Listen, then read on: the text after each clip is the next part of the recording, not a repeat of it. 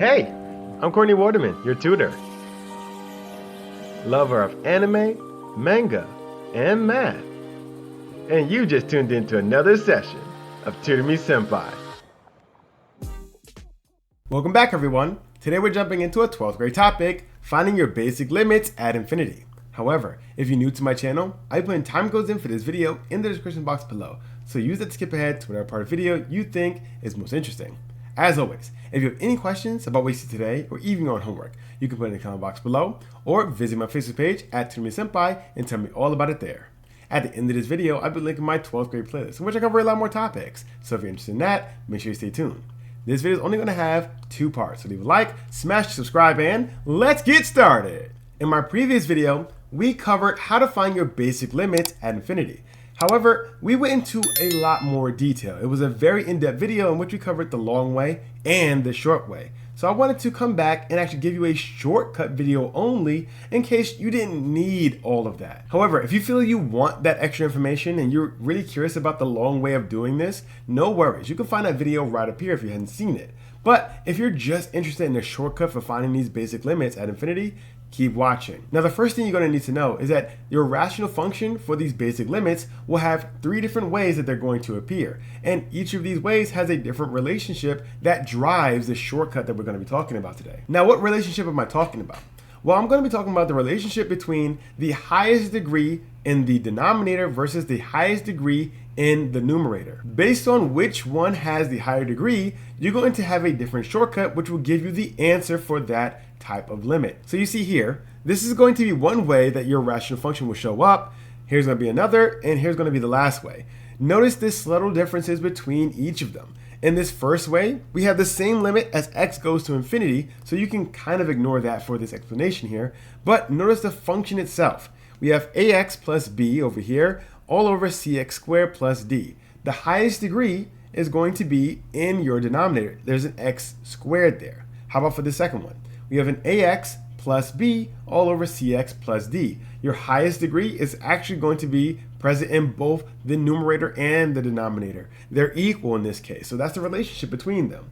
How about your last one? You have ax squared plus b all over cx plus d. Your highest degree is going to be present in the numerator here. So the relationship between the highest degree present in the denominator versus your highest degree present in the numerator is what really drives these shortcuts. Here we're going to put some shorthand for these shortcuts.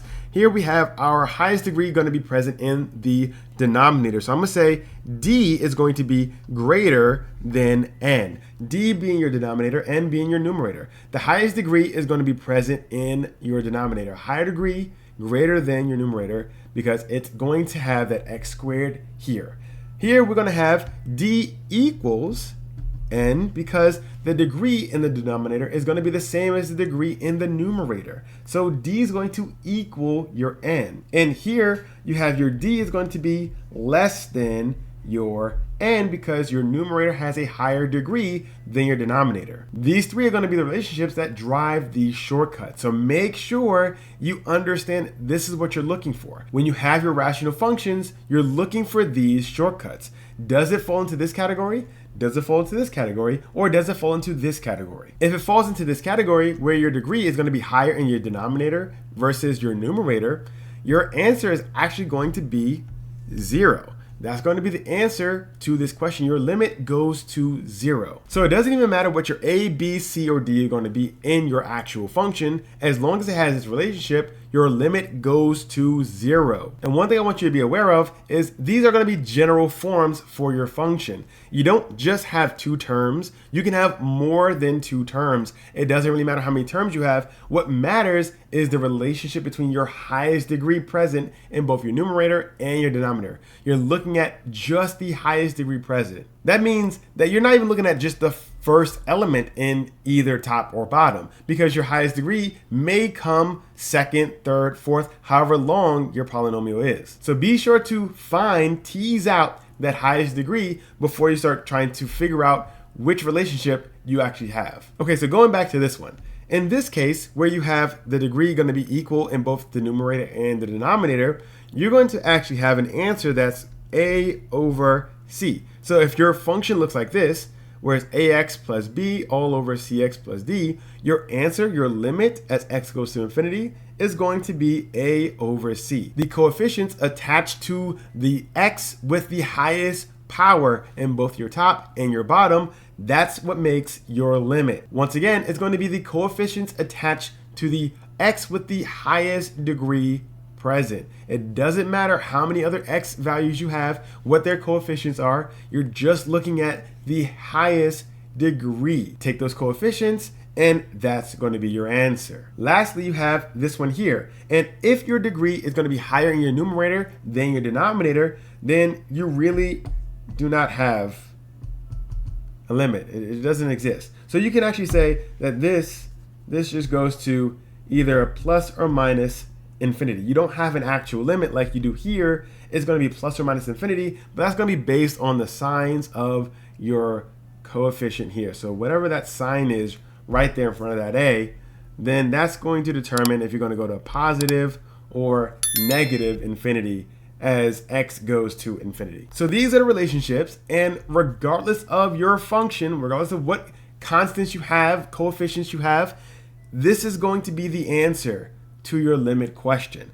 0 if the degree is going to be higher in the denominator, a over c if they're equal, and plus or minus infinity if your degree is going to be less in your denominator than your numerator. So let's try these rules out with a couple of examples. So here we have 3 examples in which we're going to try to use our rules that we just talked about, our relationships, and we see if we can find our limits as x goes to either infinity or negative infinity. Now I didn't say this in a previous section, but it doesn't really matter if your x goes to infinity or negative infinity. The rules are going to stay the same. The main thing that this is going to play a role in is going to be where your degree in your denominator is less than your degree in your numerator. Because you're going to either positive or negative infinity, you're going to need to make sure you understand how that infinity or negative infinity plays a role with your leading coefficient. And you'll see what I mean by that as we get into one of these examples here. But let's jump into our first one. The first thing you want to do is identify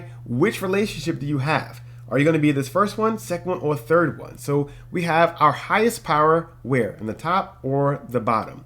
Well, the top has a power of 1, and our highest power in the bottom is going to be a 2. So it seems like our highest degree is actually going to be in our denominator. So we know based on our relationship, our rules here, that this limit is actually going to be 0. And be sure to check this at home. Pause this video if you need to, and simply do the long way if you're aware of how to do the long way. Once again, if you're not sure how to do the long way, check out my previous video. It will be in the description box below. Let's move on to our second example. Here we have the limit as x goes to negative infinity of 5x squared plus x all over x minus 2. Now, what relationship are we going to be using for this one? Where's our highest degree? So we have an x squared, a 2 up here, and we have an x, a 1 down here. So the relationship is actually going to be this one here. We're going to have a higher degree in our numerator than our denominator. So we're going to be going to either positive or negative infinity. But how do we know which one we're going to? So the first thing you do is look at your x going to what, right? What is your x approaching? Well, x is approaching negative infinity. That means x itself is getting more and more and more negative, right? Okay, now you see this x squared, right? You're looking at this power. The power is 2. So that means your x squared, when you're plugging in more and more and more negative numbers, all of them are going to be positive, right? Because you're squaring it. So you're realizing that this is actually going to a positive infinity. And you see this 5 here. 5 is positive. You don't have a negative there. So you're actually just going to a positive infinity because there are no negatives to switch you back over. How about this one? We have the limit as x goes to infinity of 6x squared plus 2x minus 15 all over 4x squared minus 9. What relationship do we have? Well, the highest degree is going to be in both the numerator and the denominator because they're both x squareds. So that means we're going to be right in this boat here, which tells us to use our leading coefficients for both the top and the bottom. A over c. So what's our leading coefficient? We're going to have a 6 up here and a 4 down here. So 6 over 4 is going to be our answer. Not our final answer, but our answer. We can simplify this. What's 6 over 4? This is going to be 3 over 2. Now this is our final answer. The limit of this function, as x goes to infinity, is going to be 3 over 2. So you see, these shortcuts, these rules, the relationships that we're taking advantage of, really help us find the limits to these type of questions without having to do much of any work. The biggest thing that you're going to have to do is identify where you are. Once you have that, that will dictate what your final answer will look like. So I hope you were able to follow along with today's video and hope you now understand how to use your shortcuts to really shorten that work that you're going to need to do for these basic limits. However, if you have any questions about what you saw today or even your own homework, you can always put in the comment box below or visit my Facebook page at Tutor Sempai and tell me all about it there. If you hadn't done so already, remember that like. It surely helps the channel by letting YouTube know that you found the video helpful. And if you found the video helpful, so can someone else. So leave a like, hit the notification bell, smash the subscribe button, and share the video with a friend. Well, that's all the time I have for today. I'm really hoping this helped with your homework. I'm looking forward to seeing you again next week. I'm Courtney, here's your playlist, and this has been another session of Tutor Me Senpai.